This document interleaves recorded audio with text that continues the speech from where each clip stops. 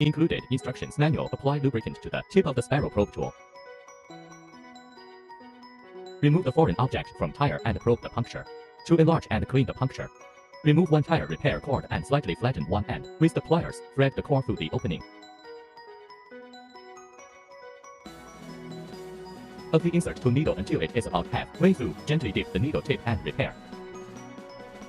Cord into the jar of lubricant. Remove the Pro Tools from the tire and quickly plug the hole with the insert tool by firmly pushing in towards the tire. Leave about a ½ inch of excess repair cord. Firmly press the platform into the tire. Cut off any excess using the included utility knife. And gently wet the tire cleaner.